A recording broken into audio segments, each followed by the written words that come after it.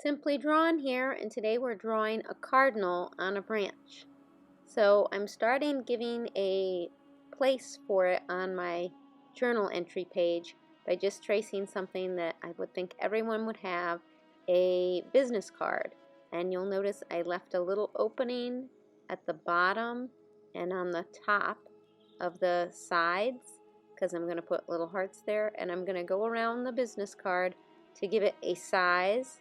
But then I'm going to go around it a second time, so I'm not worrying about how perfect these are lining up. As a matter of fact, I'm kind of purposely keeping them not perfect to give it a little character, and it's really just defining where we're putting the bird on the branch on the page, but we also want to give it a little character. So I'm framing it a second time, using the business card to help the lines be straight.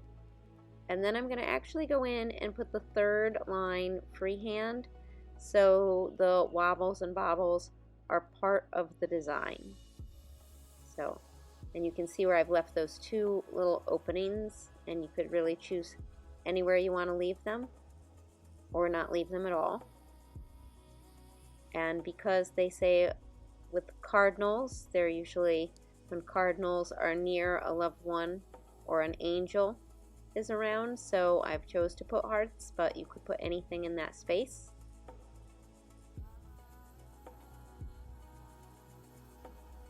And now we have like our space to put our cardinal. So we're going to start with putting a branch, and I'm putting it about halfway up the page of what we've drawn, and it's really like a Y. I'm trying to make it so it tapers to the end of the branch, so I'm going to make where it's going to the edge of the rectangle a little thicker. So this is where we're going to place our cardinal, and I'm just drawing with Sharpie markers, so I'm going to do like an egg sitting on the branch, but I'm not going to close the top. So just a little egg and then a circle over the top. So we have his body and then his head, and they have that little crest on the top of their head, so I put a little crest. And for the tail, I'm making sure it's right under the body. It's almost like you're making a thin uppercase A, and close the bottom. And then my two little wings off to the sides, just two little straight lines off the edges of the oval. So now for the beak, I know you can't see it very well, but I'm starting a diamond, so it's like the capital A and then a V underneath it in the head, and I'm going to color that in.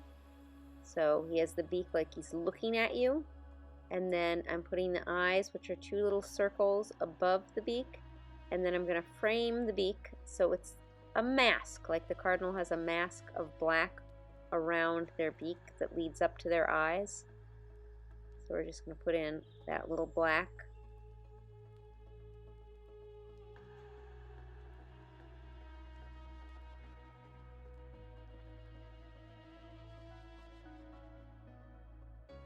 There's the mask. And I'm going to fill him in red. So I put that in fast forward, filling him in.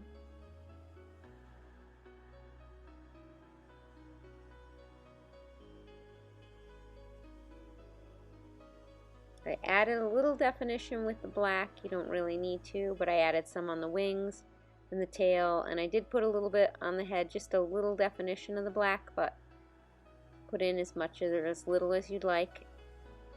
And then I'm going to put in the little toes. You can barely see it on the brown that I have for my branch. Put 3 little toes on each foot coming forward under the body. And now we're going to sort of frame him even more with some tree branches around him, always making sure that they are tapering as you come to the end, and it's like you're making the letter Y's. And that kind of gives him a frame where he's right in the middle of our page.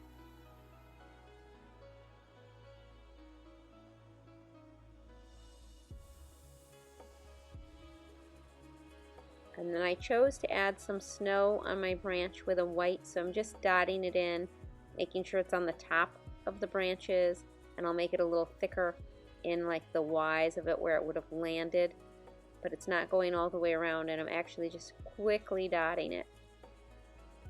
So it's our little mess of our snow on the branches, and then I'm going to put some random little dots that he's out in the snow.